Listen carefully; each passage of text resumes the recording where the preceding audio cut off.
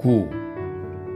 무대에는 한가운데 평평한 늘반지가 깔려있고 양옆에 나무를 표현한 생마분지들이 세워져 있고 뒤에는 늘반지들 위로 캔버스 천이 펼쳐져 있었다. 무대 가운데에 붉은 코르사지와 하얀 치마를 입은 아가씨들이 앉아 있었다. 하얀 실크 드레스의 차림의 매우 뚱뚱한 한 여자는 뒤쪽에 초록색 마분지를 붙인 낮고 작은 벤치에 따로 앉았다. 그들 모두 무언가를 노래했다.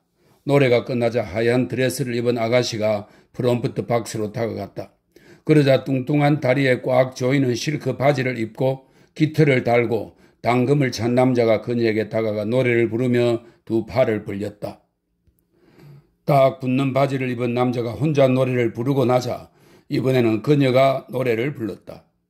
그 다음 두 사람은 침묵했고 음악이 흘렀다. 남자가 하얀 드레스를 입은 아가씨의 한쪽 손을 손가락으로 만지작거리기 시작했다. 아마도 자신의 승부를 그녀와 함께 시작하려고 기다리고 있는 듯 했다. 두 사람이 노래를 부르고 나자 극장에 있던 모든 사람들이 박수를 치고 함성을 지르기 시작했고 연인을 연기한 무대 위의 남자와 여자는 미소 띤 얼굴로 두 팔을 벌려 인사했다. 시골 생활 후에 그리고 나타샤가 잠겨있던 그 심각한 기분 속에서는 모든 것이 야만스럽고 놀라웠다. 그녀는 오페라의 흐름을 따라갈 수 없었고 심지어 음악도 들을 수 없었다. 그저 생마분지와 환한 조명 아래에서 이상야릇하게 움직이고 말하고 노래하던 이상야릇한 의상을 입은 남자들과 여자들만 보일 뿐이었다. 그녀는 이 모든 것이 무엇을 표현하기로 되어 있었는지 알았다. 하지만 그 모든 것이 너무나 거짓되게 꾸며낸 부자연스러운 것이어서 배우들 때문에 무한한 기분이 들기도 하고 그들이 우스꽝스럽기도 했다. 그녀는 주위에 있는 관객들의 얼굴을 둘러보며 자기 마음속에 있던 조롱과 의혹의 감정을 그들에게서도 찾으려 했다. 그러나 모든 얼굴이 무대에서 벌어지는 광경에 집중하며 나타샤가 느끼기에는 거짓된 열광을 드러내고 있었다. 저렇게 해야만 하나 봐? 나타샤는 생각했다. 그녀는 일반석에 몇 줄로 나란히 줄지은 포마드를 바른 머리통들과 몸을 훤히 드러낸 칸막이석의 여자들, 특히 이웃한 엘렌을 번갈아 바라보았다. 옷을 아예 벗다시피 한 엘렌은 차분하고 평온한 미소를 띤 채 혼란을 가득 채운 강렬한 빛과 관중으로 훈훈하게 데워진 공기를 느끼면서 눈을 떼지 않고 무대를 바라보고 있었다. 나타샤는 오랫동안 느껴본 적 없는 황홀경에 조금씩 빠져들기 시작했다.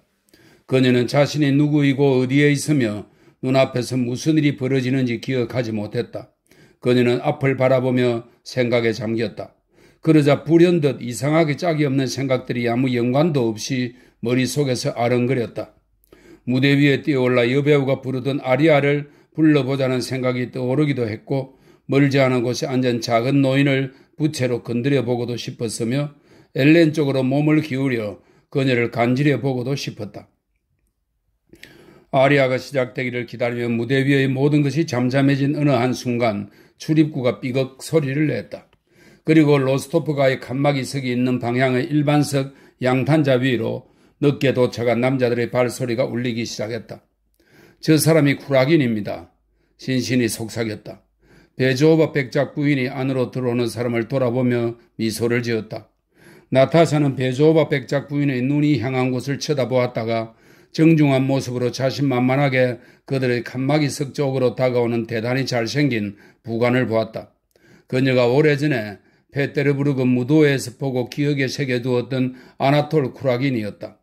지금 그는 견장 한 개와 장식 수울이 달린 부관 제복을 입고 있었다. 그는 절도 있고 씩씩하게 걸었다.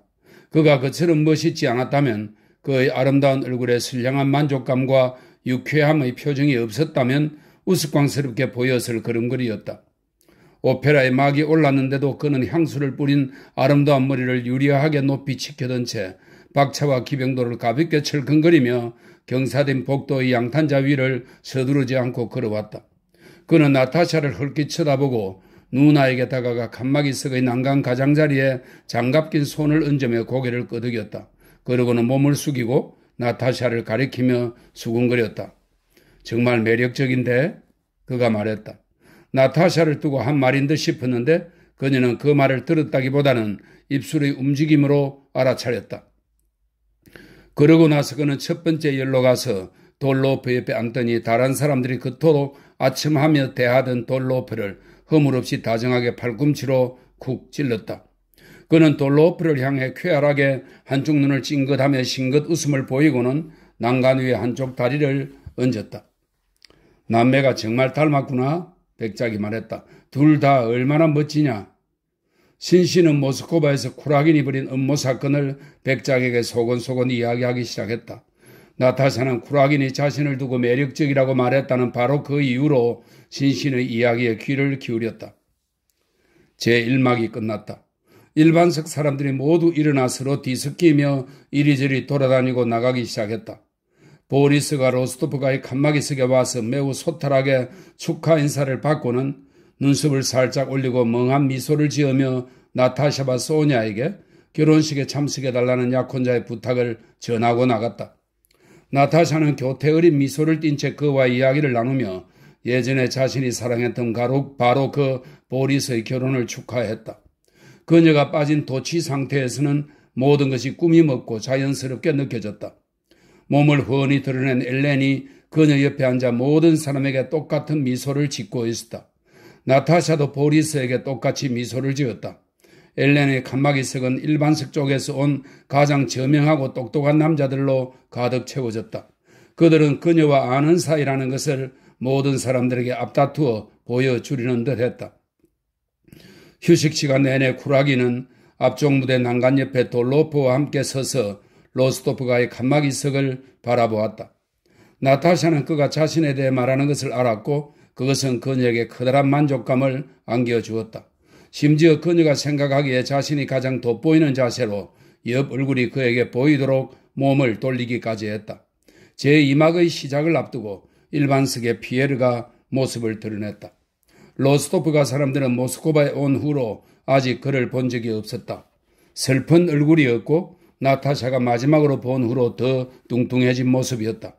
그는 누구에게도 눈길을 주지 않고 앞열로 향했다. 아나톨이 그에게 다가가 로스토프가의 칸막이석을 가리키고 쳐다보면서 무엇라고 말하기 시작했다. 피에르가 나타샤를 보더니 생기를 되찾고 좌석의 열을 따라 황급히 걸음을 옮겼다. 그들의 칸막이석 쪽으로 온 피에르는 팔꿈치를 꿰고 싱글벙글 웃으며 나타샤와 한참 동안 말을 나누었다.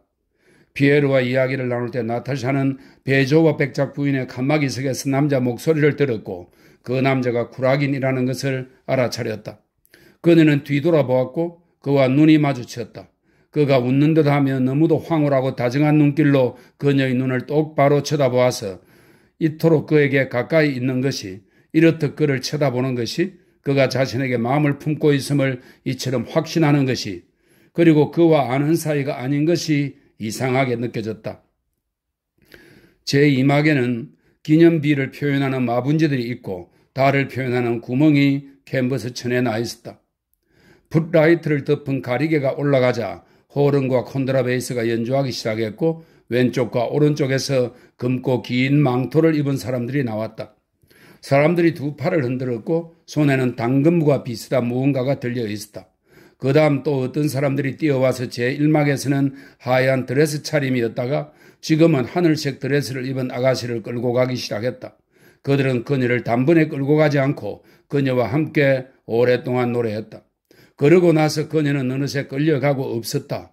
그리고 무대 뒤에서 쇠 같은 무언가를 두들기는 소리가 3번 났고 그러자 모두 무릎을 꿇고 기도문을 노래하기 시작했다. 이 막에서는 관객들의 환호성으로 공연이 여러 차례 중단되었다.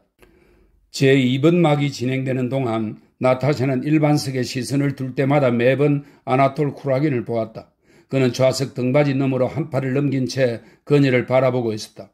그녀는 그가 자신에게 사로잡힌 것을 보자 너무 기분이 좋아서 그 속에 무언가 악한 것이 있다는 생각은 머리에 떠오르지 않았다. 두 번째 막이 끝나자 베조와 백작 부인이 자리에서 일어나 로스토프가의 칸막이석을 돌아보고는 그녀의 가슴이 완전히 드러나 있었다. 장갑 낀 손가락으로 노백작을 손짓하여 불렀다. 그녀는 자신의 칸막이석에 들어온 사람들에게 관심을 주지 않고 상냥한 미소를 지으며 노백작과 말을 나누기 시작했다. 당신의 매력적인 따님들을 소개해 주세요. 그녀가 말했다. 온 도시가 따님들 이야기로 떠들썩한데 전 모르거든요. 나타샤는 자리에서 일어나 화려한 백작 부인에게 무릎을 굽혀 인사했다. 나타샤는 이 눈부신 미인의 칭찬에 너무 기뻐 만족감으로 얼굴을 붉혔다. 이제는 저도 모스크바 사람이 되고 싶어요. 엘렌이 말했다. 시골에 이런 진주들을 묻어두시다니 부끄럽지도 않으세요? 대조바 백작 부인은 매력적인 여성이라는 명성을 누릴만 했다. 그녀는 생각과 다른 말을 할 수 있었고 특히 전혀 꾸밈없이 자연스럽게 아첨하는 말을 할 수 있었다. 아니요, 백작. 제가 따님들을 맡게 허락해 주세요. 전 지금은 이곳에 잠깐 왔어요. 당신도 마찬가지죠. 제가 당신 따님들을 즐겁게 해드리도록 노력할게요. 페테르부르크에서도 당신 얘기를 많이 들어서 당신을 알고 싶었어요. 그녀는 특유의 한결같은 아름다운 미소를 지으며 나타샤에게 말했다. 나의 시동에게서도 당신에 대해 들었죠. 드루베치코의 말이에요. 당신도 그가 결혼한다는 소식을 들었죠. 내 남편의 친구 볼콘스키, 안드레이 볼콘스키 공작에게서도요. 그녀는 특별히 강조하여 말함으로써 안드레이 공작과 나타샤의 관계를 안다는 점을 넌지시 암시했다. 그녀는 더 잘 아는 사이가 될 수 있도록 남은 공연 시간 동안 두 아가씨 중 한 명이 자신의 칸막이석에 앉도록 해달라고 청했고 나타샤가 그녀에게로 건너갔다. 제3방 무대는 궁전이 묘사되었다. 많은 촛불이 타오르고 턱수염이 짧은 기사들을 그린 그림들이 걸려 있었다. 맨 앞에 차르와 황후인 듯한 두 사람이 서 있었다. 차르가 오른손을 내저으며 겁먹은 듯 무언가를 서투르게 부르고 나서 산딸기색 옥좌에 앉았다. 처음에 하얀 드레스, 그 다음에 하늘색 드레스를 입었던 아가씨가 이제 머리카락을 흩뜨러뜨린 채 루바시카만 걸치고 옥좌 근처에 서 있었다. 그녀는 황후를 향해 비통하게 무언가 노래했다. 그러나 차르는 준엄하게 한 팔을 휘둘렀다. 그러자 양쪽에서 다리를 드러낸 남자들과 여자들이 나와서 춤을 추기 시작했다. 그 다음에는 매우 가늘고 경쾌한 소리로 바이올린들이 연주되기 시작했다. 통통한 다리와 야윈 팔을 드러낸 한 아가씨가 다른 아가씨들과 떨어져 무대 뒤로 가더니 코르사주를 매만지고 무대 중앙으로 나와 도약하며 두 발을 빠르게 맞부딪혔다. 일반석에 있던 남자들이 모두 박수를 치며 브라보를 외쳤다. 그 다음에 한 남자가 무대 한 구석에 섰다. 오케스트라가 심벌즈와 트럼펫을 더욱 크게 연주하기 시작했고 다리를 드러낸 남자가 혼자서 아주 높이 도약하며 두 다리를 빠르게 교차하기 시작했다. 그는 이 기술로 은화 6만 루블을 받던 디포로였다. 이 디포로는 당시 유명했던 프랑스의 발레리노입니다. 디포로였다. 일반석, 칸막이석, 최상층 관람석의 관객 모두가 온 힘을 다해 박수를 치며 환호성을 질렀고 남자는 멈춰서서 미소를 짓고 사방으로 고개 숙여 인사했다. 그 다음 다리를 드러낸 또 다른 남자들과 여자들이 춤을 추었고 그 다음엔 차르들 가운데 한 명이 다시 음악에 맞춰 뭐라고 소리 지르자 모두가 노래하기 시작했다. 그러나 갑자기 폭풍이 일고 오케스트라에서 반음계와 감칠 화음이 들리고 모두가 달려와 그 자리에 있던 사람들 가운데 한 명을 다시 무대 뒤로 끌고 갔다. 그리고 막이 내렸다. 다시 관객들 사이에서 엄청난 소음과 소란이 일더니 다들 환희에 찬 얼굴로 외치기 시작했다. 디포르, 디포르, 디포르. 나타샤는 더 이상 이상하게 생각하지 않았다. 그녀는 만족감에 젖어 즐거운 미소를 지으며 주위를 둘러보았다. 정말 멋지지 않아요? 디포르 말이에요? 엘렌이 나타샤를 돌아보며 말했다. 아, 네. 나타샤가 대답했다. 10. 휴식 시간에 엘렌의 칸막이석에 찬 기운이 느껴지고 문이 열리더니 몸을 숙인 채 다른 사람과 부딪히지 않으려 애쓰면서 아나톨이 들어왔다. 당신에게 동생을 소개할게요. 엘렌은 나타샤에게서 아나톨에게로 불안한 시선을 옮기면서 말했다. 나타샤는 드러낸 어깨너머로 미남을 향해 자그마한 예쁜 머리를 돌리고 쌩긋 웃었다. 멀리서뿐 아니라 가까이에서 볼 때도 여전히 잘생긴 아나톨은 그녀 곁에 다가앉아 그녀를 보는 기쁨을 누렸던 나리시킨가의 무도회 때부터 오랫동안 이런 기쁨을 얻게 되길 바랐다고 말했다. 쿠라기는 남자들 모임에 있을 때보다 여자들과 있을 때 훨씬 더 똑똑하고 솔직했다. 그는 대담하고 솔직하게 말했다. 사람들이 겉으로 입방아를 찌어대던 이 남자에게 딱히 무서운 점은 전혀 없을 뿐 아니라 오히려 그의 미소가 더할 나위 없이 순진하고 쾌활하고 선량하다는 점이 나타샤에게 기묘하면서도 즐거운 충격을 주었다. 아나톨 쿠라기는 공연에 대한 인상이 어땠는지 묻고 지난번 공연에서 셰며노바가 연기를 하다가 넘어진 일을 들려주었다. 그런데 말입니다. 백작영애. 그는 불쑥 아주 오랜 지인을 대하듯 그녀를 돌아보며 입을 열었다.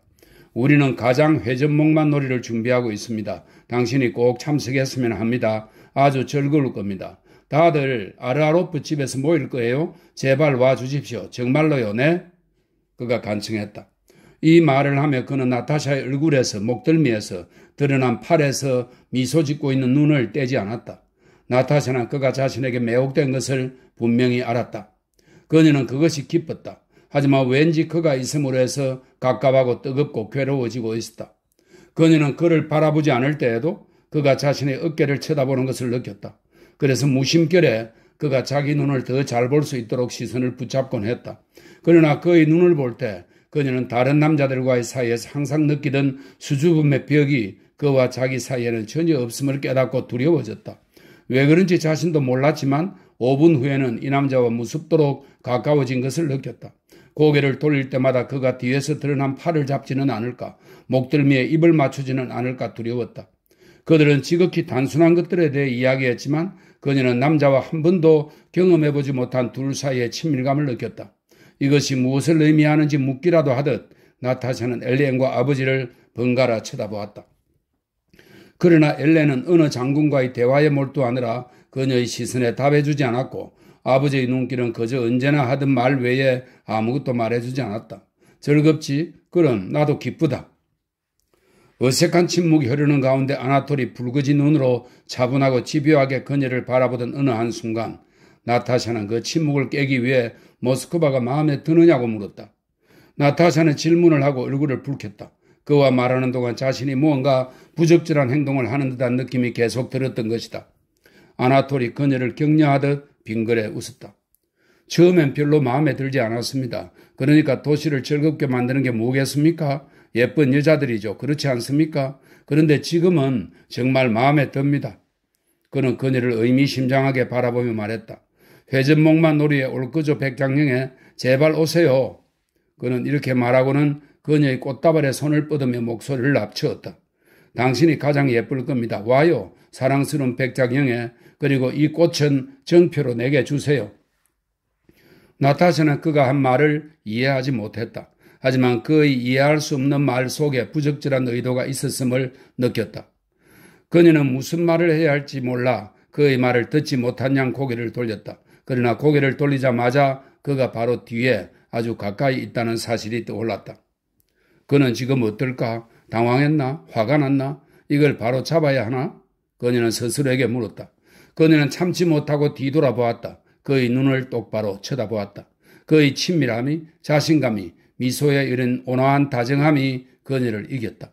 그녀는 그의 눈을 똑바로 쳐다보며 그와 똑같이 미소를 지었다. 그리고 또다시 그와 자기 사이에 어떤 벽도 없다는 것을 느끼며 두려움에 사로잡혔다. 다시 막이 올랐다. 아나톨은 침착하고 유쾌한 모습으로 칸막이석을 나섰다. 나타샤는 자신이 처한 세계에 이미 완전히 예속된 채 아버지의 칸막이석으로 돌아갔다. 눈앞에서 벌어지는 모든 일이 어느새 지극히 자연스럽게 여겨졌다. 그 대신 약혼자에 대한, 마리아 공작 영예에 대한, 시골 생활에 대한 예전의 생각들은 모두 마치 오래전, 아주 오래전의 일인 양 한 번도 그녀의 머리에 떠오르지 않았다. 제 사막에는 악마가 있었다. 악마는 발밑의 늘빤지들이 제거되어 그 아래로 떨어질 때까지 팔을 흔들며 노래를 불렀다. 나타샤가 제 사막에서 본 것은 이 장면뿐이었다. 무언가가 마음을 휘저으며 괴롭혔고 그 흥분의 원인은 자기도 모르게 눈으로 쫓던 쿠라긴이었다. 그들이 극장을 나서자 아나톨이 다가와 그들의 카레타를 부르고 그들이 타는 것을 도왔다. 나타샤가 올라타는 것을 도우며 그는 그녀의 손목 위 팔을 꼭 잡았다. 흥분한 나타샤는 붉어진 행복한 얼굴로 그를 돌아보았다. 그가 눈동자를 빛내고 부드럽게 미소를 지으며 그녀를 바라보았다. 집으로 돌아온 후에야 나타샤는 자신에게 일어났던 일을 하나하나 곰곰이 생각해 볼 수 있었다. 불현듯 안드레의 공작이 떠오르자 그녀는 몸서리를 쳤고 극장에서 돌아와 다 함께 둘러앉아 차를 마실 때 모두가 보는 앞에서 아 하고 큰 소리로 단식하고는 얼굴이 새빨개져 방에서 뛰쳐나갔다. 맙소사, 난 타락했어. 그녀는 스스로에게 말했다. 내가 어떻게 그런 걸 허락할 수 있었을까? 그녀는 생각했다. 한참 동안 빨갛게 달아오른 얼굴을 두 손으로 가리고 앉아서 무슨 일이 일어났는지 분명히 이해해보려고 애썼지만 자기에게 일어난 일도 자신의 감정도 도무지 이해할 수 없었다. 모든 것이 어둡고 모호하고 무섭게 느껴졌다.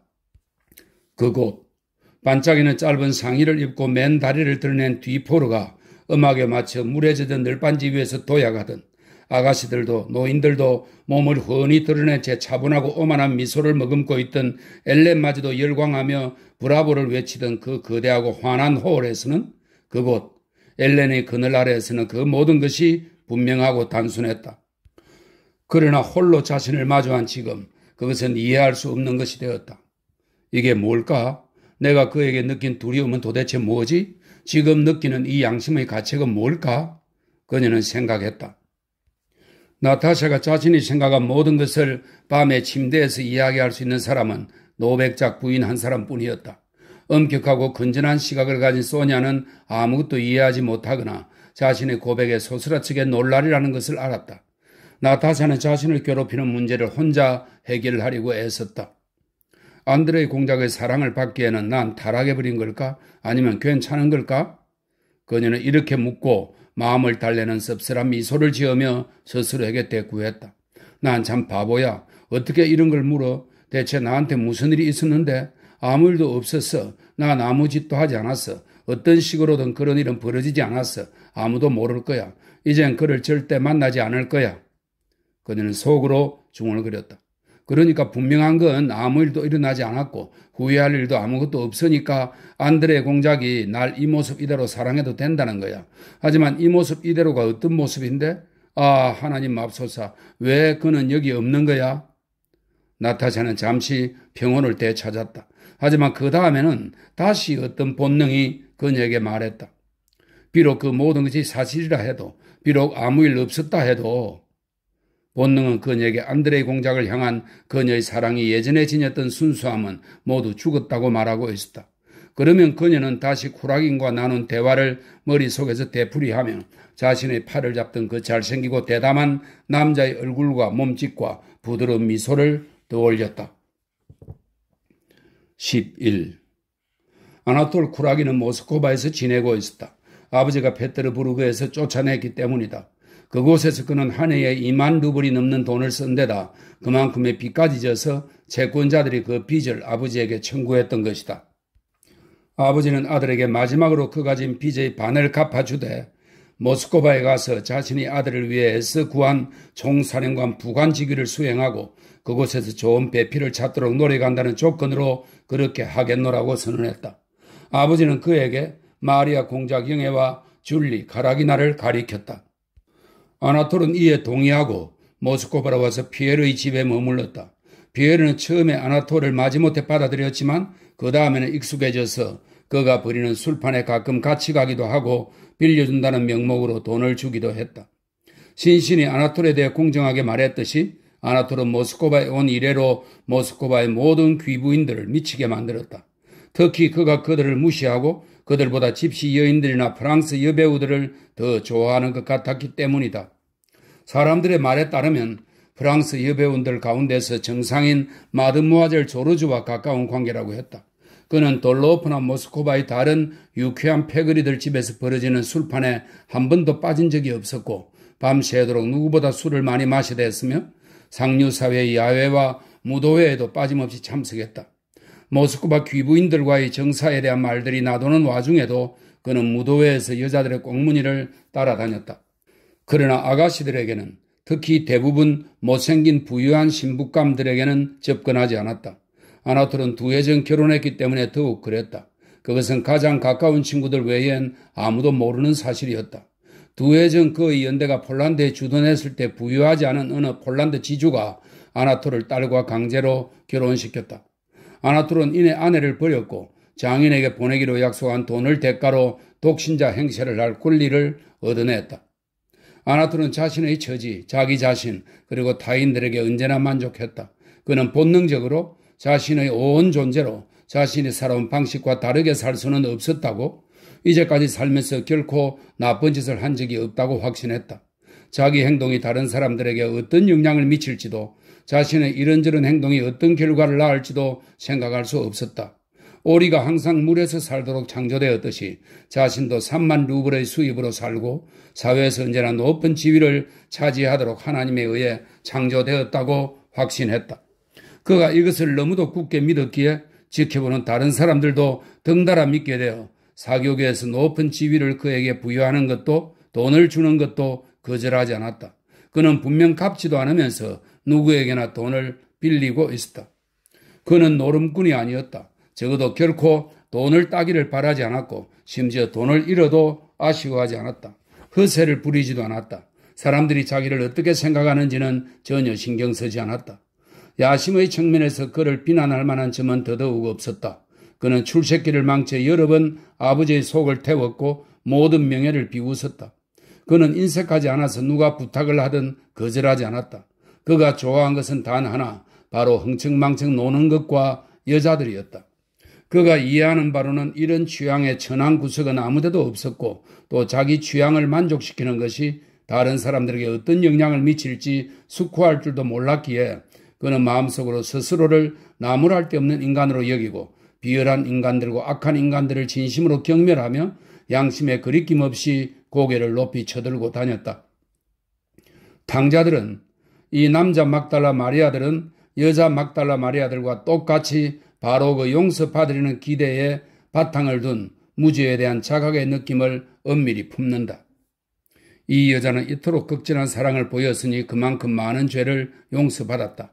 이 남자도 많은 죄를 용서받았다. 이는 그가 많이 즐겼기 때문이다. 이 부분은 누가복음에 나오는 일부 구절에 기초한 말장난이라고 설명되어 있습니다. 추방과 페르시아 편력 이후 그에 다시 모스크바에 나타나 도박과 주연으로 호화로운 생활을 하던 돌로프는 페테르부르크의 옛 동료인 쿠라긴에게 접근해서 그를 자신의 목적에 이용하고 있었다.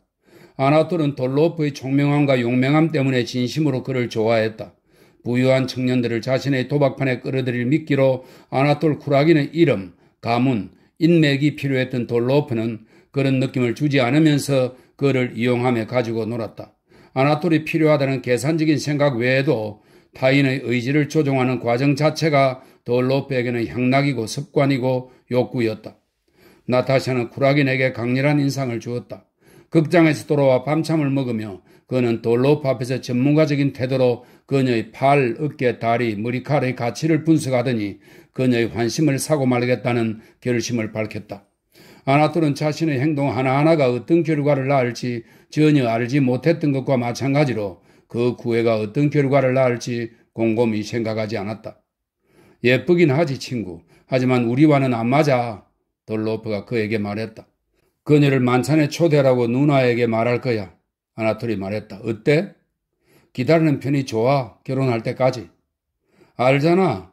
아나톨이 말했다. 난 처녀들을 숭배해. 이제 그녀도 정신을 못 차리게 될 거야. 넌 이미 한 번 처녀한테 발목을 잡힌 적이 있잖아. 아나톨의 결혼 사실을 알고 있던 돌로프가 말했다. 조심해. 뭐 2번이나 그럴 리는 없지. 그렇지 않아? 아나톨이 선량한 미소를 지으며 대꾸했다. 12.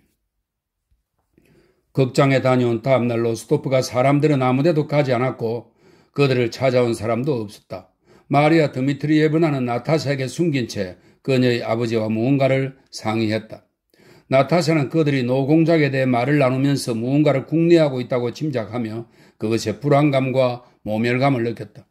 그녀는 매 순간 안드레의 공작을 기다렸는데 그날 2번이나 문지기를 버즈드비젠카로 보내 그가 왔는지 알아보게 했다.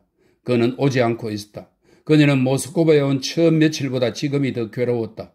그로 인한 초조감과 슬픔에 마리아 공작영애와 노공작을 만났을 때의 불쾌한 기억과 이유를 알 수 없는 두려움과 불안이 더해졌다. 줄곧 그가 영영 오지 않거나 아니면 그가 오기 전에 자신에게 무슨 일이 생길 것만 같았다. 그녀는 예전처럼 혼자서 차분히 오랫동안 그를 생각할 수 없었다.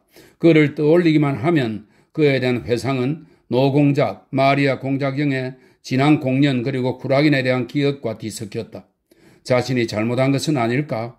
안드레 공작을 향한 자신의 지조가 이미 더럽혀진 것은 아닐까 하는 물음이 또다시 그녀를 덮쳤다.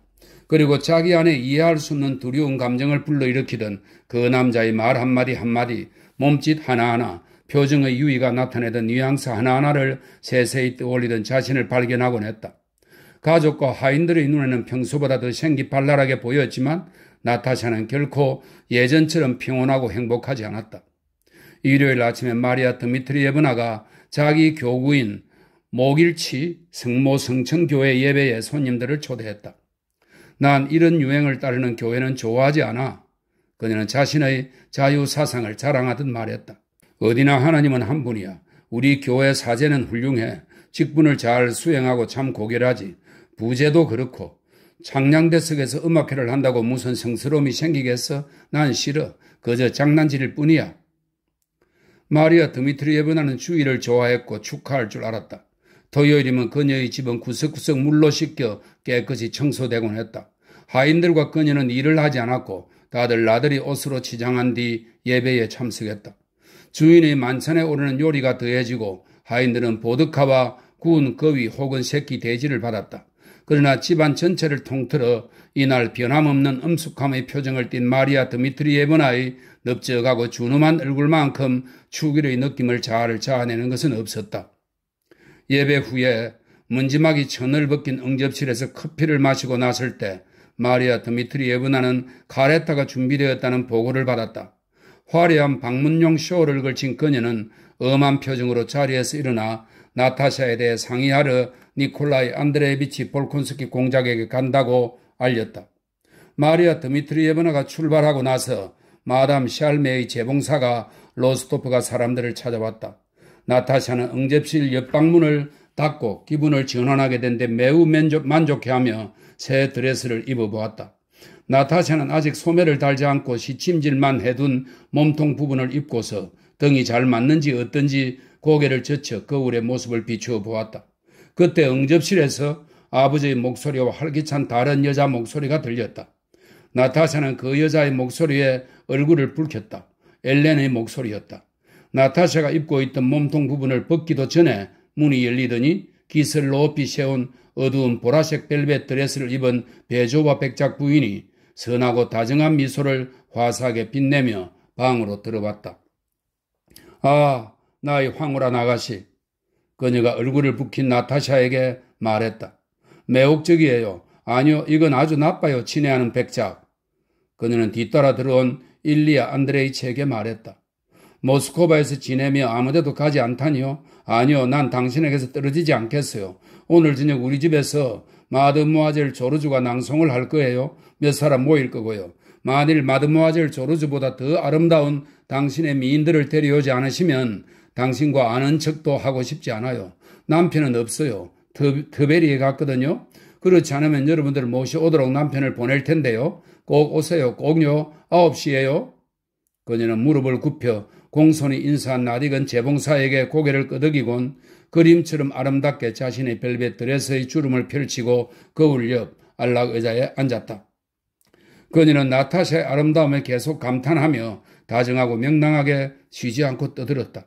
그녀는 나타샤의 드레스들을 찬찬히 바라보고 찬사를 던지고는 파리에서 주문한 금속성 광택의 얇은 직물로 지은 자신의 새 드레스를 자랑하며 나타샤에게도 똑같은 옷을 맞추라고 권했다.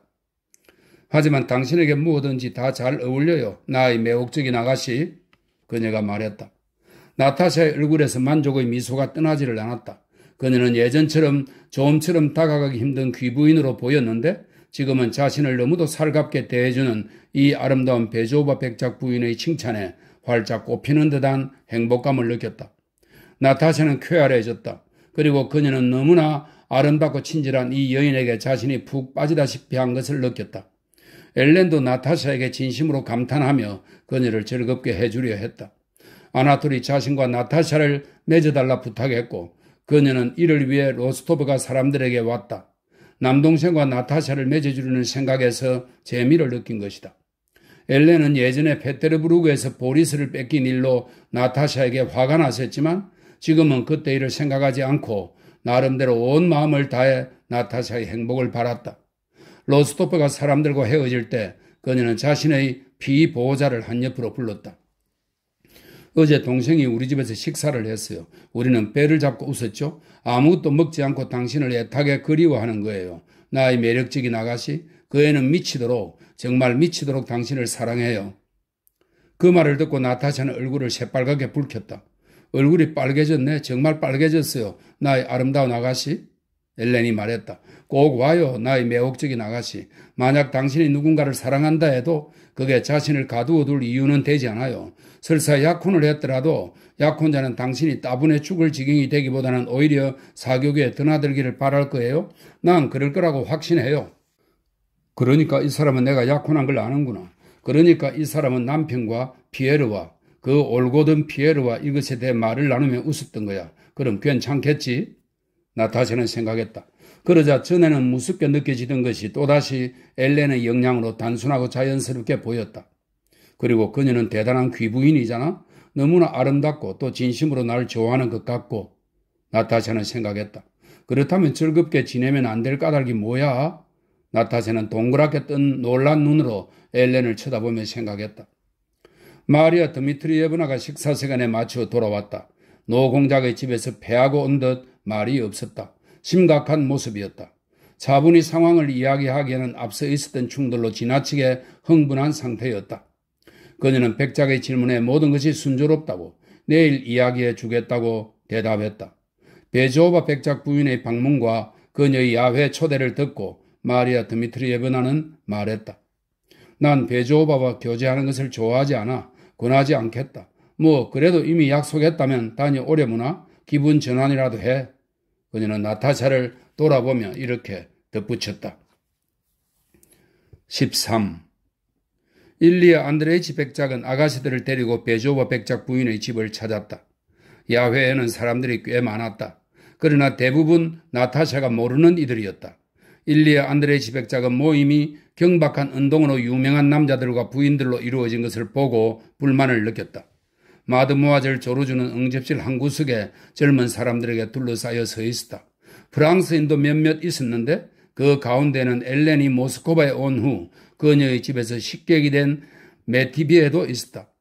일리아 안드레이치 백작은 카드 노래판에 끼지 말고 딸들 옆을 떠나지 않고 있다가 조르주의 낭송이 끝나는 대로 즉시 떠나기로 결심했다. 아나톨은 분명 문가에서 로스토프가 사람들이 도착하기를 기다린 듯 했다.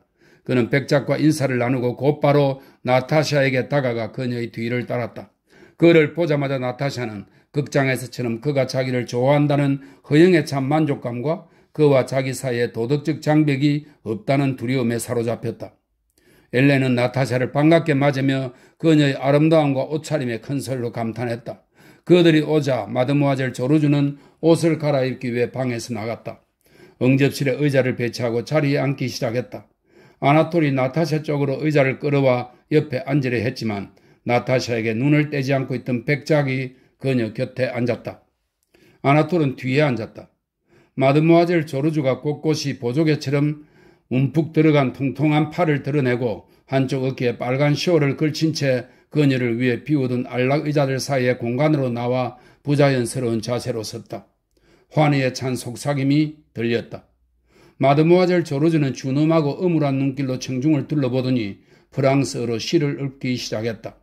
아들을 향한 범죄적인 사랑에 관한 시였다. 그녀는 곳에 따라 목소리를 높이고 어떤 부분에서는 엄숙하게 고개를 들며 속삭이고 어떤 부분에서 말을 멈추었다가 눈을 뜨며 목신 소리를 냈다. 황홀하곤 훌륭해 경이로워. 사방에서 말들이 들렸다.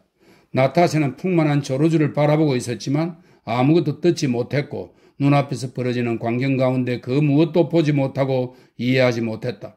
그녀는 예전과 너무 다른 기묘한 광기의 세계에 무엇이 선하고 무엇이 악한지, 무엇이 분별 있는 것이고 무엇이 무분별한 것인지 알 수 없는 세계에 또다시 돌이킬 수 없이 완전히 빠져든 자신을 느꼈을 뿐이다. 등 뒤에 아나톨이 앉아 있었고 그녀는 그가 가까이 있음을 느끼며 두려운 심정으로 무언가를 기다렸다. 첫 번째 낭송이 끝나자 모두들 자리에서 일어나 환희를 표하며 마드모아젤 조르주를 애워쌌다. 조르주는 정말 아름다워요. 나타샤가 아버지에게 말했다. 그는 일어나 사람들을 뚫고 여배우에게 나아갔다. 당신을 보고 있으니 그런 생각이 안 들어요. 아나톨이 나타샤를 뒤따르며 말했다. 그는 그녀 혼자만 그의 말을 들을 수 있던 순간에 이 말을 했다. 당신은 매혹적입니다. 난 당신을 처음 본 순간부터 계속. 가자, 가, 나타샤. 백작이 딸을 데리러 돌아오며 말했다. 정말 아름답더구나. 나타샤는 아무 말도 하지 않고 아버지에게 다가가 묻는 듯한 놀란 눈으로 그를 바라보았다. 몇 가지 기법의 낭송을 끝낸 뒤에 마드모아젤 조르주는 떠났고 베조와 백작 부인은 사람들에게 자리를 홀로 옮겨달라고 요청했다. 백작은 떠나려 했지만 엘렌이 적흥 무도의 흥을 깨지 말아달라고 간절히 부탁하는 바람에 로스토프가 사람들은 남았다. 아나토로 나타샤에게 왈츠를 청했다. 왈츠를 추는 동안 그는 그녀의 허리와 손을 잡으며 그녀가 매혹적이라고 그리고 그녀를 사랑한다고 말했다. 에코세즈를 출 때 나타샤는 다시 쿠라긴과 춤을 추었다. 단둘이 남았을 때 아나토로는 아무 말도 하지 않고 그저 그녀를 바라보기만 했다. 나타샤는 그가 왈츠를 출 때 한 말이 꿈이 아니었을까 의심했다. 첫 번째 피겨가 끝날 무렵 그는 다시 그녀의 손을 잡았다. 나타샤는 급에 질린 눈으로 그를 올려다 보았지만 그의 다정한 눈빛과 미소에 너무도 자신만만하면서도 부드러운 표정이 어려 있어서 도저히 그를 쳐다보며 자신이 하려던 말을 할 수가 없었다. 그녀는 눈을 내리깔았다. 그런 말은 하지 말아주세요. 난 약혼한 몸이고 다른 사람을 사랑하고 있어요. 그녀는 서둘러 말하고는 그를 헐기 쳐다보았다. 아나토는 그녀의 말에 당황하지도 슬퍼하지도 않았다.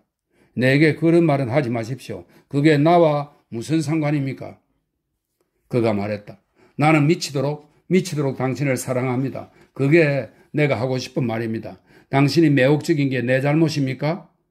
우리 차례군요. 나타샤는 생기발랄하면서도 불안한 모습으로 놀란 눈을 크게 뜨고 주위를 바라보았다. 그녀는 평소보다 더 즐거워 보였다. 그녀는 그날 밤에 있었던 일을 거의 아무것도 기억하지 못했다. 그녀는 에코세즈와 그로스파트를 추었다. 아버지가 돌아가자고 했지만 그녀는 남아있게 해달라고 부탁했다. 어디에 있든 누구와 대화하든 그녀는 자신을 바라보는 그의 시선을 느꼈다.